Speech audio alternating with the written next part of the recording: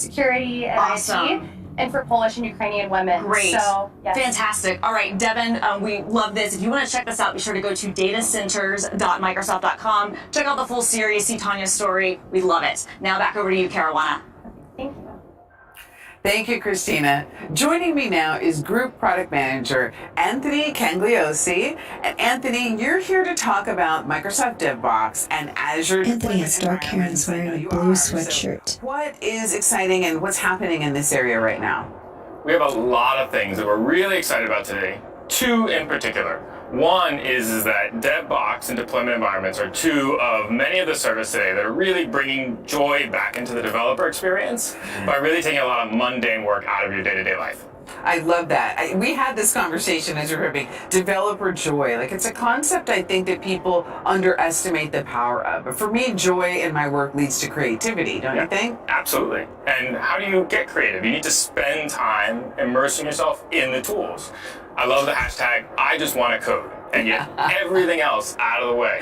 Right. DevBox deployment environments are all about helping developers get there. Absolutely. So with the ease of code writing and with all these innovations we're seeing, why is writing code in the cloud more important than ever before?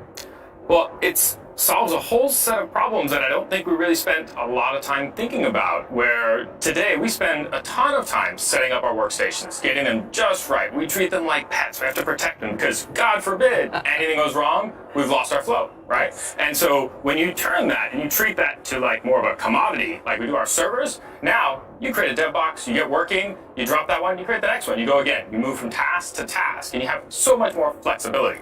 I can't wait to bring this into my own workflow because I had that problem not that long ago, and I remember the pain of having to switch my machine out. I was like, oh, that's so awful. We all remember that hard drive that died, that laptop that fell in the lake, right? Like, this eliminates that because all of this is in the cloud. So now it's protected, it's secured, it's isolated, but on top of that now, it's flexible. So you can create many dev boxes. You can have one for your day-to-day work, and you can start an experiment in a second one, not worrying about, hey, is that going to poison my main work environment? Because you can get productive, try something and let it go. Absolutely. And now with this iterative learning that we need to be doing, I think that's even more important, having these environments that you can easily spin up and take down and what have you. There's so much going on from impactful moments in all of these sessions. You can easily spin up and take down and what have you. There's so much going on from impactful moments in all of these sessions. If the audience takes one thing away from your message, what would it be? Well, DevBox is going to be GA in July, so it's ready for prime time for people to get started right away, and it'll be available for everybody. Deployment environments is GA today right here at Build. That is fantastic. If you want to know more, you can visit ak.ms DevBox and ak.ms Deployment Environments. Thanks for joining us, Anthony. At ak.ms DevBox and ak.ms Deployment Environments. Thanks for joining us, Anthony. Thanks. Microsoft Build has tons of great sessions from the successful established companies you've probably already used to help make your dev projects work.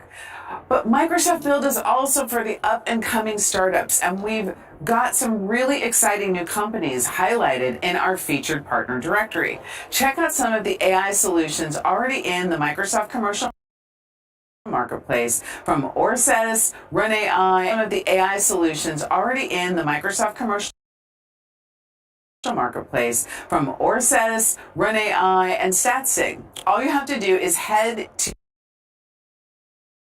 onboarding times to be minimal, and we want it to be easier to learn new domains.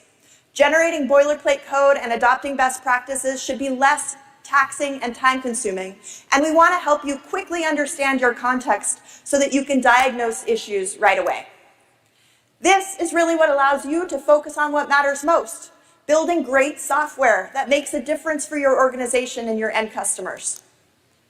We first previewed GitHub Copilot in part makes a difference for your organization and your end customers. We first previewed GitHub Copilot in partnership with OpenAI back in June 2021, and we're already seeing its effects on the end-to-end developer experience. When we put Copilot to the test, we found that developers were able to move through their workflows, which is pretty incredible. But more importantly, developers using GitHub Copilot say that they're happy, which is pretty incredible. But more importantly, developers using GitHub Copilot say that they're happier and more fulfilled because of it. And that's really what it's all about. So we're keeping the momentum going. As we continue to innovate, we're evolving GitHub Copilot into a readily accessible AI assistant throughout the entire developer lifecycle. And with that, I want to ask Leslie Richardson to join me on stage to show you how all of this works in the latest version of Visual Studio. Leslie? To show you how all of this works in the latest version of Visual Studio. Leslie? That's great. Leslie's a program manager. She has dark hair and is wearing a black shirt. That's great. Leslie's a program manager. She has dark hair and is wearing a black shirt. Thanks, Amanda, and hi everyone. So in this demo, I'm going to share a recording of one of my colleagues' recent experiences onboarding to a new project and how GitHub Copilot helped him ramp up on his work quickly. How sweet is that? So Copilot can also come in clutch when it comes time to diagnose and debug your issues. So because Mark finished that first task so quickly with the help of Copilot, his next one is to start investigating and testing out some workflows. And along the way, he encounters an object disposed exception, which he's seen before, but he doesn't know what that means in the context of this particular scenario. So Copilot to the rescue. And Copilot will not only tell him what this exception means, but also the specifics of what's going on. So in this case, he's trying to access an object that's already been disposed of. And to fix it, he simply needs to change his method from async void to async task. So another issue that he's experiencing involves having to diagnose some issues that's returning unexpected values from some signal processing math. But why is this happening? He's not familiar with NaN either, so asking Copilot again what all of this means, not only will Copilot tell him what NaN or not a number means, but because Copilot has access to his debugging context at that particular point in time, Copilot is able to give him a contextual explanation with specific problematic variables and values. So he can get the exact issue and scenario that best suits his particular needs without having to go to Stack Overflow or without having to wait for that call from a teammate for help. And again, he can simply ask Copilot to rewrite that method so that that issue no longer occurs. So at this point, you're probably wondering, how is Mark able to do this with what appears to be such a large solution and a device, in his case, that's tailored for portability and battery life? How is he able to be so productive? Well, if you've been paying attention, that's because Mark has been using a Microsoft dev box. So Mark has been given a pre-configured dev box from our team with all of the tools and specifications that he needs to complete his work. This includes, in his case, a lot of RAM, a fast SSD, and the latest version of Visual Studio Enterprise. Mark also works on several projects across his org, each having their own unique tools and dependencies. And in turn, each dev box that he uses has its own project-specific configuration, making it very easy to onboard and making it easy to quickly swap back and forth between each project that he has. This also means he gets to skip that fun first week on the job of having to get past all of those initial setup roadblocks that everyone loves, right? And he can also create a new dev box from a list of pre-configured projects to start fresh and isolate his work. So of course, when Visual Studio comes into play when it comes to DevBox, it is tailor-made for it, especially in terms of performance. Visual Studio takes advantage of features such as perf catching, single sign-on, and unified settings. So you can have the same productive experience in Visual Studio within a DevBox as you would on your local machine. So as you can see, both DevBox and GitHub Copilot can help you become lots more productive and ramp up on projects and new concepts quickly. So make sure you try them both out today if you're not already. And thanks, y'all. So back to you, Amanda. Thanks, Leslie. I can't even tell you how excited I am about all these new use cases for AI assistants. They're all just so helpful. GitHub Copilot is already available to every organization, regardless of whether or not you use GitHub as your source code repository. And if you're here today in person, you'll get early access to Copilot chat, so be sure to scan that QR code and get access to it. And make sure you also have the latest version of Visual Studio, which, in addition to the editor performance improvements and new debugging features, it will also gather all of the right context so that you can form those good questions to get the most out of Copilot chat. Using Visual Studio and Copilot together is really what's going to deliver the best developer experience. Now, as Leslie mentioned, all of that magic in Leslie's demo happened inside of a Microsoft Dev Box. One of the biggest pain points in starting a new project or getting going on a new team is setting up your dev environment. And I'm sure that at one point or another, you've all experienced the frustration that comes with spending an entire day, or even sometimes more, on machine setup before you even get to coding. Cloud-based environments like Microsoft DevBox and GitHub Codespaces make it so much easier to start contributing to your team's code base right away, regardless of where you are or what machine you're working with, and without compromising on security. All that is to say, Leslie showed us what a fantastic individual developer experience can look like. But now we're living in a hybrid first world where dev teams are expected to work together even when they're not together live. This means that our technology needs to work harder to keep complicated processes simple and streamlined so that they can accelerate developer velocity. And we need consistency in our environments to make sure that we're maintaining quality.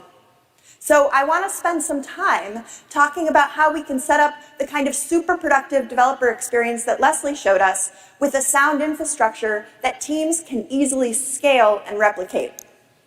Let's start by talking about what Microsoft DevBox means for teams. Earlier, we talked about how complicated it can be to set up your environments, and this really simplifies that process so that it's amortized across the entire team. Microsoft DevBoxes can be tailored on a project-by-project basis so that it has the latest updated source code and build artifacts, and that makes onboarding new developers a matter of minutes as opposed to days. And DevBoxes are cloud PCs built on Windows 365, so it comes with anywhere access and secure management through Intune and Microsoft Endpoint Manager.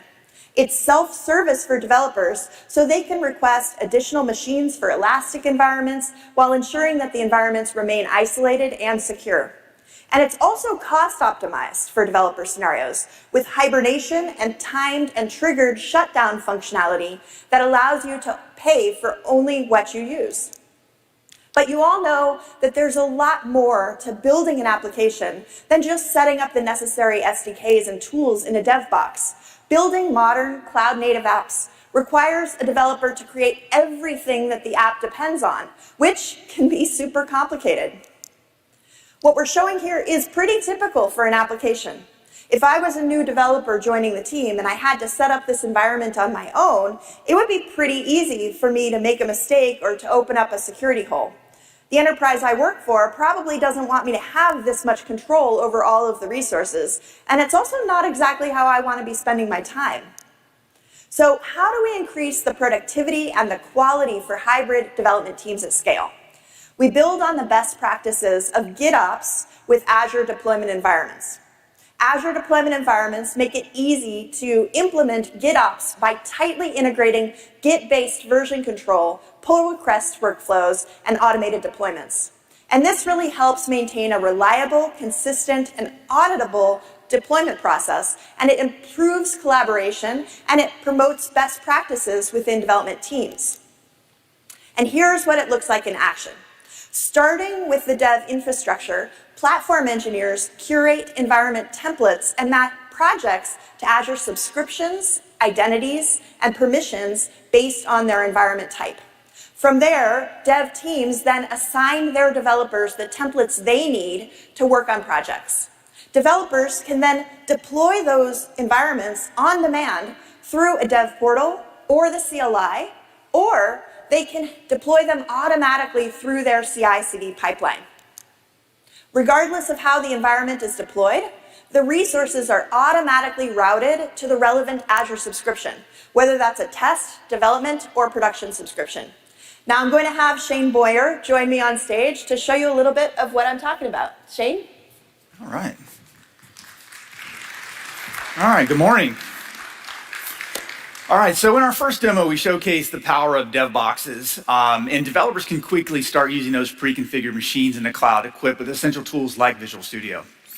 In the same way that dev boxes provide that pre-configured development machine, deployment environments provide that complete set of infrastructure necessary to run that application workload.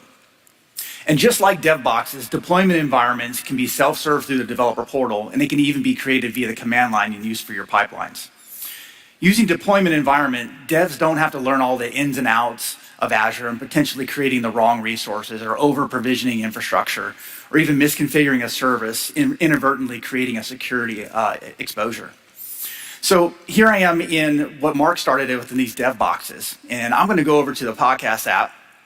And as a platform engineer, when you set up a project, you're really configuring that self-serve capability that enables those developers to build and experiment quickly. So we talked about a little bit about dev pools. So how easy is it to set up one of those boxes for our dev pools? So here, I've got a number here. I'm going to go ahead and create one in our portal. And first off, I'm just going to set up a name, and we'll just call this maybe front end, VS. And we need to make sure that we follow our naming conventions. And then next we have our dev box definition. And now the dev box definition here, it really defines our CPU, RAM, and the base image and size that we're going to have for the box. This would include things like Visual Studio, 256 megs of RAM, things like that. We probably want gigs. And then next we have our network connection, and this is going to define our location, where we're at, maybe where our developers are at, our resources, etc. And you'll notice that some of these here actually define a VNet. This is sometimes we need access to our local resources on-prem if we're connecting to those. And then we want to look at what's the type of privileges that we want that particular user to have. A standard local user or an administrator. There might be some additional resources that they need to install on the machine, tooling, etc., to do their job. And then as Amanda mentioned previously, we want to control those costs and shut down those boxes when they're not in use. So if I'm setting a stop time here, maybe in San Diego, my developers might be in Zurich, I want to shut that down when they're done with their workday so that those machines just aren't spinning in the cloud, costing me money as a platform engineer in my company. And then finally, these machines are automatically enrolled into Intune, and they're managed using the same policy you use for any of the other devices on your network. So we'll cancel all that. All right, next we'll talk about our environment types.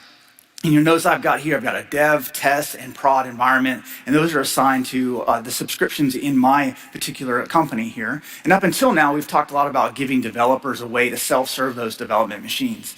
But what about all that infrastructure that the developers need to run that application? As platform engineers, you enable developers to create that infrastructure needed using the deployment environments. Now, a deployment environment type is a definition of the set of Azure resources, and those are specified using infrastructure as code or IAC templates like ARM or Bicep or Terraform. And these templates, they live in a Git-based repository, and they can be added to a project. And this enables our developers to create that infrastructure that they need through the developer portal and through their workflow. I can simply add that. Now, I might have a new front-end team that's coming onto our project, the podcast app, and they're going to be working on the front end. And I want to make sure that their work is assigned to the proper subscription. I obviously have access to a lot of subscriptions here. And I want to make sure that they have the right role when they're doing their work. I might only want them to be a contributor on a specific subscription. And then I can add additional access or tags based on those particular roles. So I can really control their work based on the type of job that they're performing. And the tag kind of allows you to actually track like the project that they're working on as well, right? Correct, and I can do some queries and things in dashboards and kind of watch the workflow of that work and cost control as well. Awesome. All right. So finally, after I've added that, we want to look at our actual environments. We talked a lot about the infrastructure, showed a very scary map of the infrastructure for the podcast app. Yeah. And how do I control that when somebody's doing that work to make sure that everything is spun up for them, that they're not doing too many key vaults or too many, Azure container apps. It's going to cost us money. So what we do is we've set this up here for them. And for the podcast project, we've configured a DevOps task to create a new deployment for each branch that creates that isolated collection of infrastructure for that development. If they do a PR, we want to make sure that we run that through a load test and make sure we meeting certain SLAs. And then when that's all done, that gets burned down or taken out of the infrastructure, and it's not costing us extra money. Awesome. So the developer doesn't really have to think about taking that infrastructure down. Just have to check in code. Awesome. And that enables us to effectively manage our environment and really increases our developer velocity. Awesome. Cool. Thanks. Thank you, Shane. Well, I'm excited to announce, thanks. I'm excited to announce that Microsoft DevBox is ready for you now, and it'll be generally available in July of this summer.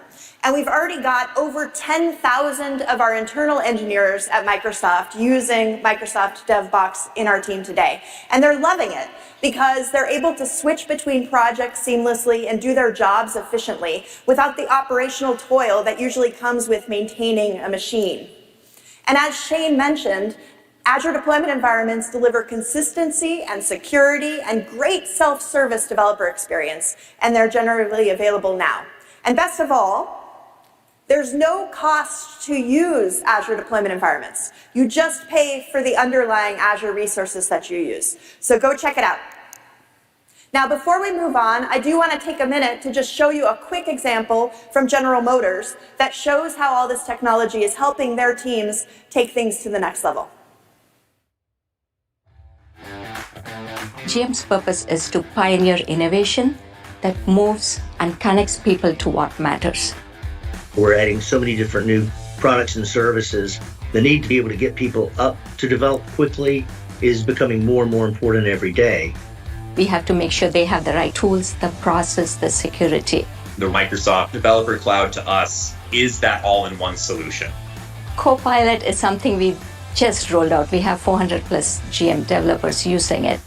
The developers love it. They put comments in your code, and Copilot provides you with example code in the context of your application.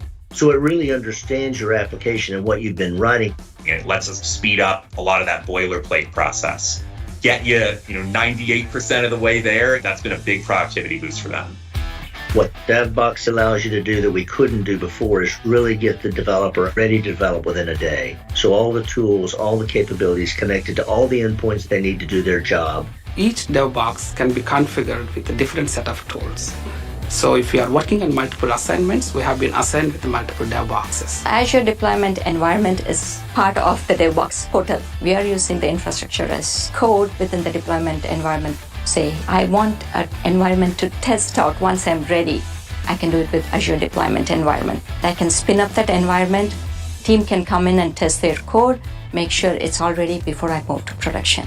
To innovate new capabilities that really connect people to things that matter, you have to be with the partner who thinks with a developer mindset. That makes Developer Cloud a really good choice for us. I just love that video. I love hearing how Microsoft DevBox and Azure deployment environments are helping the GM team onboard their developers faster, automate their mundane tasks, and scale in a way that has real impact for customers. We've talked about how collaboration between developers and operations teams really leads to faster software delivery. DevOps combines people and processes and technology to deliver continuous value to users.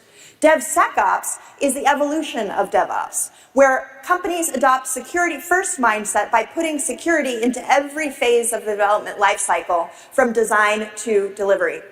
DevSecOps is really more important than ever given the prevalence of open source. 99% of enterprises use open source, and 80 to 90% of modern software supply chains are made up of open source. While this gives teams incredible common foundation to build on top of, it also means that they've invited thousands of developers into their code base, but they probably don't really have great visibility into who they've invited and how secure that code is. Quite simply, you really can't have DevOps without the holistic security and peace of mind that comes with DevSecOps.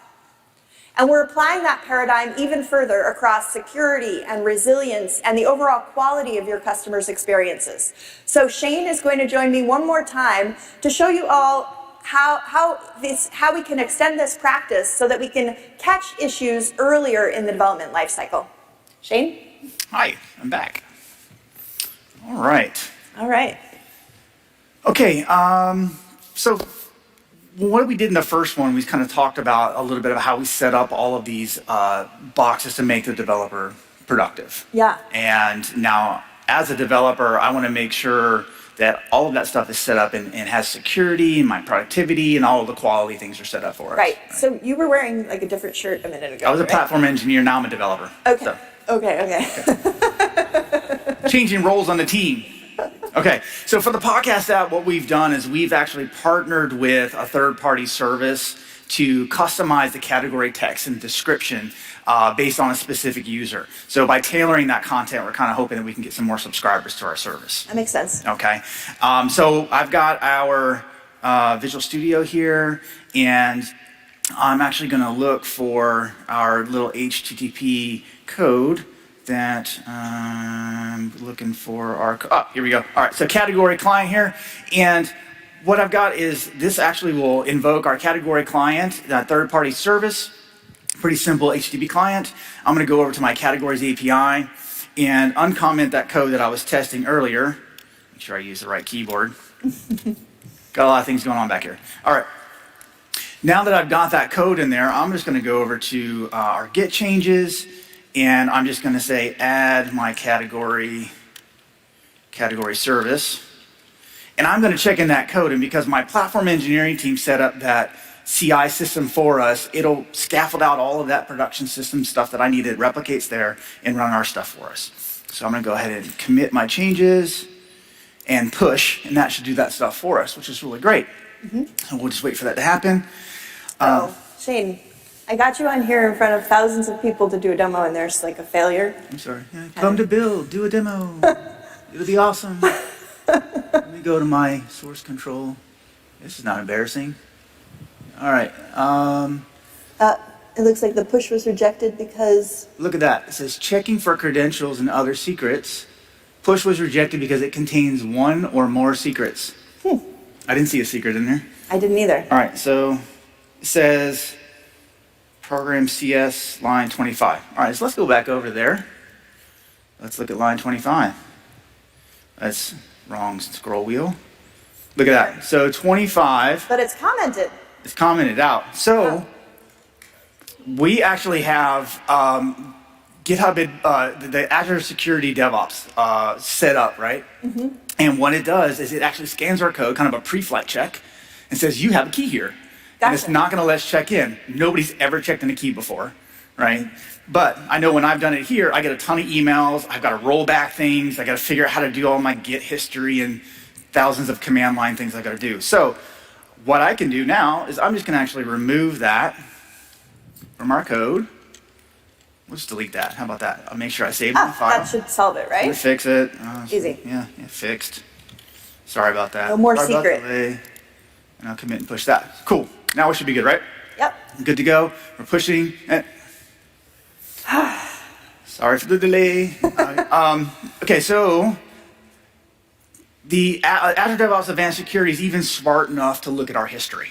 The Git history. The Git history. So it knows that it's actually back there in the back, and we would commit that, and somebody can actually scaffold our history as well and snag that key and do bad things, right? And sniff our secret. So if we're not stopping these accidental leaks, right, we have a lot of production work we have to roll back, revoking things. It's time, it's money, it's a pain. So we don't want to do that. So luckily, Visual Studio allows us to look at all of our commits. I can see that I got these two here. So what I'm going to do is I will double click both of those, right? And I can just right click. Let's just do a squash. And let's change this to add cat service, something like that. We'll hit squash. Now I can push that. Now everything should be happy, I hope. Awesome. Oh, So it's really cleaned up now. Well, now That's it's great. never existed in our history, and I can actually go, I don't want to move icons, but what I want to do is go and look at our pipeline. So these are the pipelines that we've set up, and if I actually refresh this here, we can see now I've got my add cat service. It's running. It's going to kick off all of that infrastructure scaffolding for us, which is really cool. Now that's going to take some time, right? So what I want to actually do is I'm thinking that's pretty good. So I'm going to go back to Visual Studio, and we'll just create a PR. So I'll click that pull request, and I'll just put in my initials, because that should be good enough for me. I'll create that. Now what that's going to do, since on our PR branch, we've created enough rules, we've put our rules here so that we want it to run through an actual load test. Gotcha. So Right. basically, like, there's kind of a developer inner loop that does CI and things like that, and then the push to make sure that you don't push something like a secret, but then you even have a further kind of set of tests that you want to run as you get closer to production. Yeah, so any PRs, we want to make sure that that's going to mirror our actual production environment. So we want to make sure, obviously, we're hitting our quality gates and stuff Gotcha. like that. So now that's going to take, again, some time because there's a lot of infrastructure for us to scaffold, more time we have today, about 15 minutes or so. So what I want to do is, let's go check out one that one of our colleagues done in the past when he was running through some additional tests. So he's got, it looks like on another branch, adding these customizations. And we look at the deployment, and what we're looking here is that actually we're using the Azure Developer CLI, and that scaffolds out everything. He could have done this on the command line with the AZD up, but we're using it also in our pipeline, and it ran that load test. And unfortunately, looks like it failed. So if I zoom in here, looks like we had a quality gate that we wanted a response time of 900 on those calls. We're hitting 21,000. Not so great. I'm not a performance person. It's been some time since I've been doing this. Yeah. So Do you want me to, I'm actually kind of familiar with load testing. Do you want me to check good. that? I think that falls in your Okay. group. So I think if we just look at the load testing that's in progress here, then we should be able to scroll down and see the results. And yep, we can actually see here that this is where the regression happened, and it's in the Get Categories API, right? That's that code I wrote. Yeah, that was what you were working on. So if we go back to Visual Studio and we go to the Categories API. I think it's in a program CS Yeah, where we there we implemented it, right? I Yeah, think so it's down- 39, is that what it was? We're looking at line 37, I think it was. Okay. Yeah, right there. Yeah, there we are. Okay. So this is basically where we had the code that caused the performance regression, Yeah, right? that category client I think needs to be a little bit more resilient. But So I'm not- I don't really know this code base very well, it's been a minute since I've written that. but I'm kind of thinking maybe we can actually ask Copilot here. There's some videos today I saw. So I'm just going to ask, how can we make a category client, category client more resilient? Yeah, I bet it's not even going to care if we spell anything right. Yeah, and I'm pretty sure I spelled something All right. wrong there. Let's see here. All right, let's see what it says. Drum roll. Holy Oh. smokes, look at all Wow. that. So it says to use poly. Wow. There's some code here. Awesome. That's pretty good. Yeah. So should we just take this and insert it in there? Maybe if we ask, like, can you add poly to category client for us? Can you add poly to category client? Let's see. Let's see. This is live code, people. Holy smokes. All right, that's awesome. Okay, so let's just go ahead and insert that. And yes, Where did it insert it? it inserted it down below. This right here. Let's we don't let's need- copy that. Okay. And we'll just paste it on line 30, where were we at? We're at 30, 38 There we maybe? are. There we are. Throw it on 38. Okay. See what happens there. Okay, and then we can just comment out this one. Yeah, sure. And we'll go ahead and check in those codes, Go ahead and check it in, and we'll see if it fails. and we can just check it out. Make sure we put a comment in there. Yep. Fixed Shane's slow code. All right. Give it all. I might not That be back works? next year. Cool. All right. So now we should be able to go back to the load test, right? And Yeah. see kind of what kicks off. And if we go back, I'm in the wrong other browser. window. Other window. Thank you very Yeah. much. If we go back to the pipelines, do we want to go to That this first one, and we can first see it one kicking and it off if see we it refresh, I actually think. refreshing. Yeah. Yeah, so we've got a So new now we can load actually run. see it's running again. It's gonna, PR automated for 102. It's probably gonna running through some additional runs. Awesome. And we can look at Mark's previous run, Yeah, I we think, can too. look at this one to see a passing load test. And we can go ahead and click on the load test just to see kind of what that looks like. That was one that got skipped, but I think if we Oh. look at this other tab. This one here. Yeah, There we go. cool. There we go. There we go. Load so we test. can go to the load test, and then we can see here we are, load test right there. And if we scroll down, we can actually see that Look at that, this is an 530. example that passed. So it's really easy to basically just kind of use load testing in your CI/CD pipeline so that you can actually make sure that you have all of both the quality and security checks Yeah. that we had in this demo. And when it's all done and that PR gets merged, all the infrastructure that got spun up goes away. I don't have to, as a developer, have to worry about clicking things in a portal and trying to figure out what I'm not supposed to touch. Just yet another headache that you don't have to think about, so you Exactly. can focus on writing code. That's right. Awesome. Perfect. Thanks, Thanks. Shane. Cool. So Shane's demo highlighted secret scanning, but GitHub Advanced Security for Azure DevOps also offers code scanning and dependency analysis so that you can detect and remediate the most common kinds of code security issues. GitHub Advanced Security for Azure DevOps is available as a public preview starting today. And Azure Load Testing, which we made generally available earlier this year, it really helps you ensure quality at scale. And it works with both Azure pipelines and GitHub Actions. And for those of you who are familiar with load testing already, you can upload your existing Apache JMeter scripts, which makes it really easy to get started. So we've talked a lot about how we're improving your individual developer experience and how we're accelerating your team's velocity. We've also talked about how this leads to happier developers who are more satisfied with their work, and that's because when we cut down on developer toil and improve efficiency across teams, we free up more time to create and innovate. Satya, Kevin, and Scott all talked about some truly mind-blowing AI-enabled apps, and while it might seem complicated at first glance, I really want you all to know just how easy it is to make any app an intelligent app. In fact, if you've got an API, you're already ready to go. The application that we showed in that last demo has a set of public APIs behind it. The podcast API is the main API that feeds the website and the app's data. And it also takes requests for new podcast submissions from users. Instead of processing the podcasts on the main API, it adds an item into a queue for the ingestion worker to handle. The ingestion worker is a background worker service that just listens to this feed submission queue, and it analyzes all of the submissions to see if they're valid and what category they should be in. And then it inserts it appropriately if it's valid, or it fires off other webhooks to notify other clients.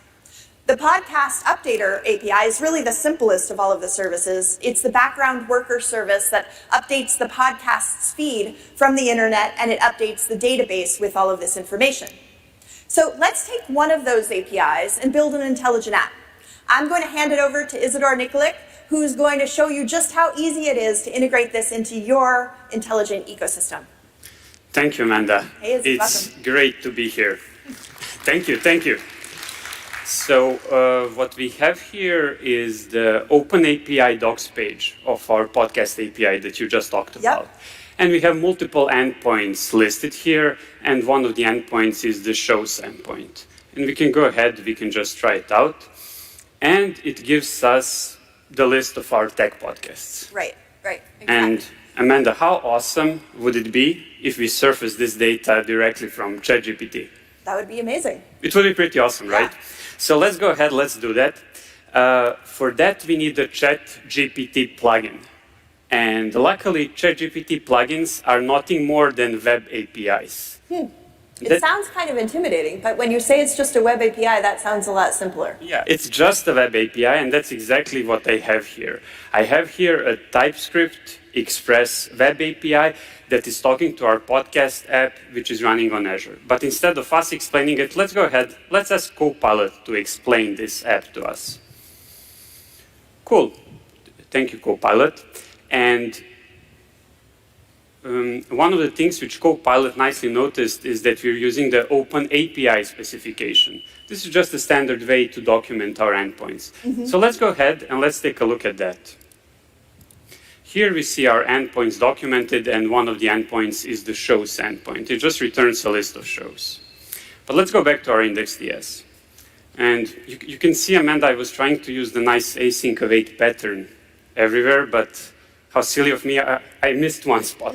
So I'm using the outdated promises then here. Yeah, that's kind of old school TypeScript right there. Yeah, but let's not refactor this live. Let's ask Copilot to help with this, right? Sure. And in VS Code, we want to bring AI at your fingertips.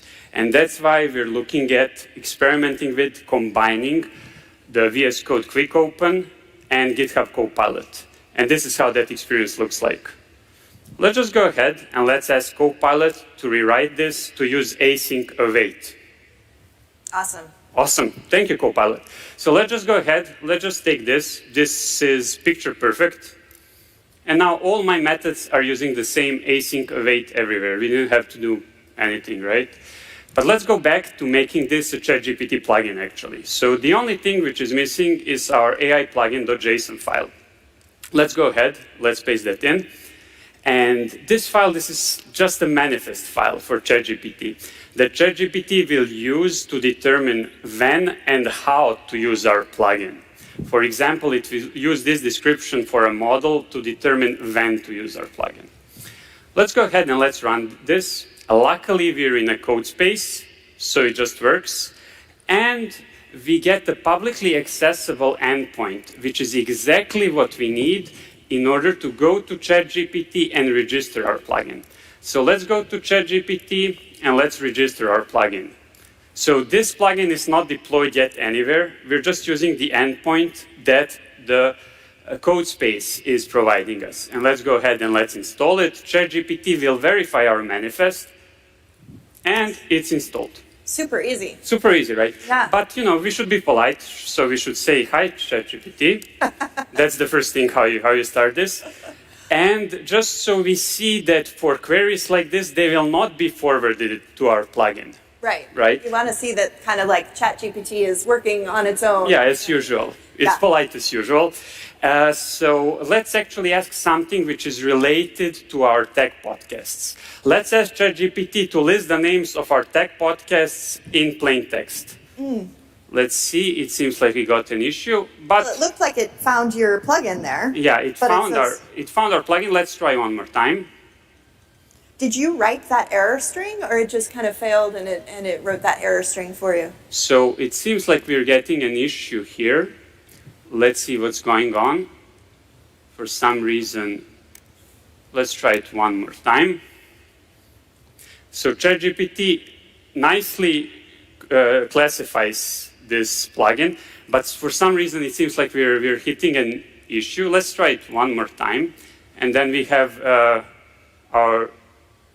another account that we can try. So our port is public. Let's try with another account just to be. This is all live code. This is all live code, yes. And my friend Joe Binder gave me another account that we can now go into. We will again use ChatGPT. We will go again to install our plugin.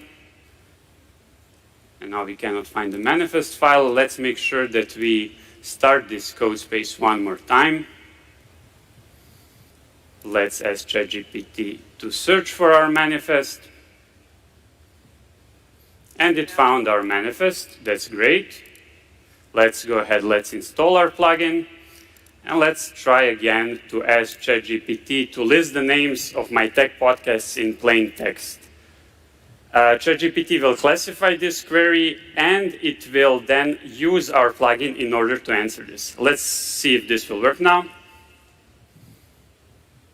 So it's pinging our... Awesome. Here are the names coming right in. Those are a lot of the podcasts that I listen to. Thank you. Those are great podcasts, but this is just the tip of the iceberg. We just pinged one API endpoint. Let's ask something more complex. Sure. I know we both love the Hansel Minutes from Scott Hanselman. Yeah, it's classic. Right, it's a classic one. So let's go ahead and let's ask to summarize the latest episode of the Hansel Minutes podcast in a style of a tweet, live from Build. We're live at Build. Oh, seems like we got an issue. But the cool feature of ChatGPT is that we can expand each of these requests. We can see what error we got, and we can see what endpoint ChatGPT was hitting. We see it's the get show by ID endpoint. So let's just put a breakpoint right there, and let's debug it straight from ChatGPT. So I just went here, and let's now regenerate this response. We saw that the error was that the response was too large. We have to be mindful of limitations of prompts for large language models. It might be that we are returning too large of a response. And we see that we beautifully hit the breakpoint. We see it in the tab. Nice. So now we're debugging straight from ChatGPT. Isn't this awesome? Yeah, that's great. Right? Great. So let's see what's going on here, actually. Okay, so we see the author is Scott Hanselman, as expected. Whoa, And it looks like Scott Hanselman loves his podcasts. There's 800 episodes of the podcast, which is great for you and me as listeners. He is prolific. Right?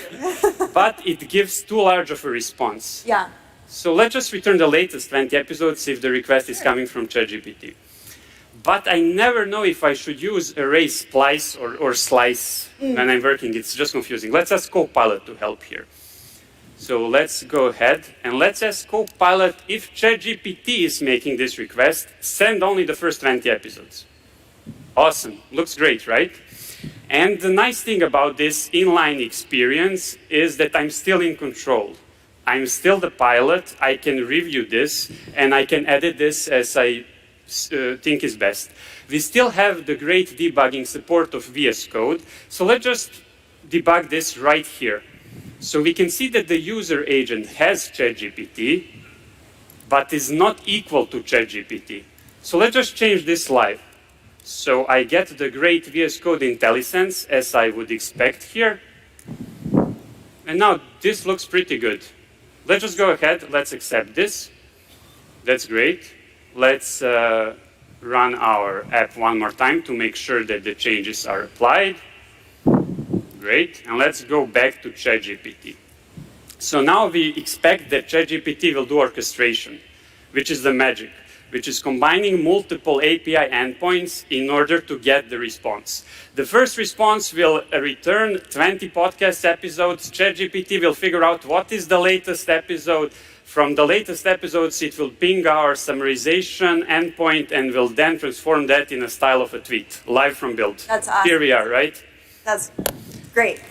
So it's basically, it's combining the power of your application with the power of the foundational LLM model from OpenAI to actually create new content that actually gets your podcast app more users. Absolutely. That's really incredible. Absolutely, yeah. So with VS Code and Code Spaces, you have everything you need for a smooth inner development loop of a ChatGPT plugin. Awesome.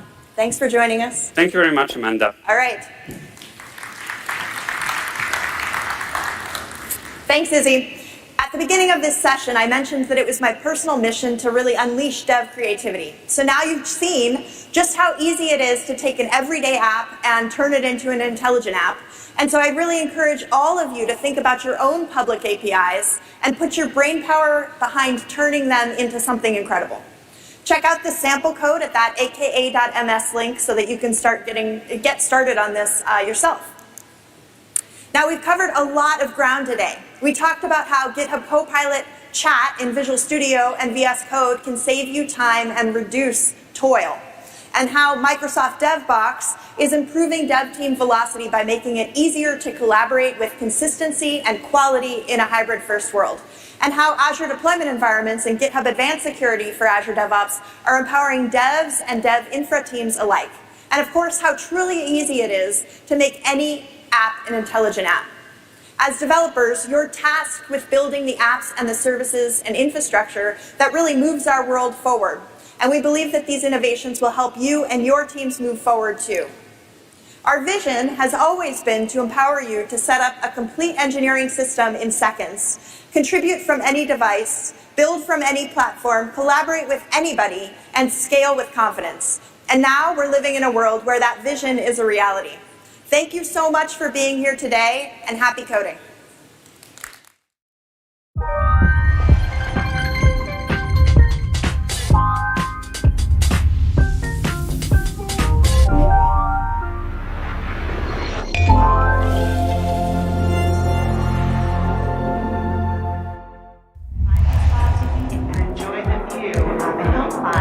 And that was Amanda Silver and friends bringing us the latest from that all-important Dev Toolbox.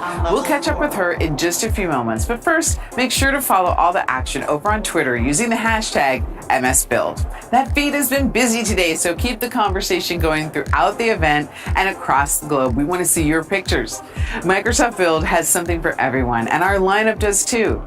For the cloud dev, we've got a chat with OpenAI coming up soon. Java developers, we've got the latest insights insights and best practices from Azure, including how today's Copilot news means developing code faster. Plus, Scott Hanselman, one of my favorite people, joins us live to give us his take on the news of the day. Always great to have Scott, and if you're not sure what I mean, stay tuned. It's a party. Let's keep that party going with a check-in backstage. Christina, over to you. Thank you so much, Caruana. All right, I'm joined right now by Amanda Silver, who just is hot off the stage, giving your keynote. Some amazing things there. So one of the things that I really loved was seeing the experience of like the Microsoft DevBox and the Azure deployment environments like together. Can you talk to me a little bit about like how big of a deal do you think this is for like hybrid work teams? Well, I think it's a huge deal. I mean, you know, in a sense, kind of what we're trying to do is to actually bring the incredible developer infrastructure that we have for our own internal Microsoft engineers and actually make that available to every dev team throughout the world. And so we're taking all of our best practices and making it so that everybody can basically have the best developer experience. I love that so much. And I love what you just said there, you know, like making everybody have the best developer experience and taking the things that we've learned from all the work that we do. I really love that. One of the things I also loved was seeing both Visual Studio and my personal favorite, Visual Studio Code on stage. What are some of the things that you showed today that like any developer, you know, regardless of what programming language they're in, like what are some of the things that they can take advantage of? Well, first of all, I mean, GitHub Copilot obviously works for every programming language that you might use, and it's pretty incredible. And even if you're actually, let's say you're a C# developer and you're new to Python, it can actually help you translate that kind of code, or vice versa. So that's definitely one thing I would say. The other thing is, you know, we showed how you can just take any public API and create an intelligent app with, you know, integrating into ChatGPT, and based on the earlier keynotes, how you'll be able to take that to Bing Chat and to other chat clients as well. So it's that plugin experience so that you can build an intelligent application is definitely another thing that I think every developer can take away from this. No, totally, and I love that because, like you said, you can use it not just, you know, what like the fact that it's using this open standard, it's being able to go multiple places. So your intelligent apps have a lot more flexibility, which is really great. For developers who are, you know, excited about this stuff, but you know they haven't gotten started with what you showed, like where should they go? Like what's the one thing you would tell them? Like what should they do if they see all this stuff, they love what it's representing, but they don't know where to start? What would you tell them? Well, first of all, I'd say just go get GitHub Copilot and sign up for the Copilot Chat preview, because Copilot Chat is not available to everybody just yet. So that's number one. The second thing is always get the latest version of Visual Studio or VS Code. Those are actually going to make it your Copilot experience even better. Yes. Right? Because essentially a lot of what we do is prompt engineering in those applications so that we're taking the context of the code that you're writing and providing that into the AI so that we can actually make the AI have an enhanced experience that's more contextual and more accurate for your coding experience. And then last, like I think there's a ton of resources and links that we had in the PowerPoint. So go back over the PowerPoint, go back over the session, and go check out all of the sample code and all of the new releases that we talked about. I love it. I love it. So as Amanda said, get the latest version of the Visual Studio Code, sign up for GitHub Copilot Chat, and check out our resources. Thank you so much, Amanda. Great job on the keynote. Back to you, Caruana. Thanks, Christina. Later, Christina will also meet up with GitHub's Vice President, Martin Woodward, to learn how GitHub is using cloud technologies and artificial intelligence to make coding more accessible. You can find all of our interviews in the session catalog after the show. My next guest is here to talk about something near and dear to my heart, and that is community, specifically the open source community organizations, bringing devs together from around the world. Their work is pivotal. Their reputation precedes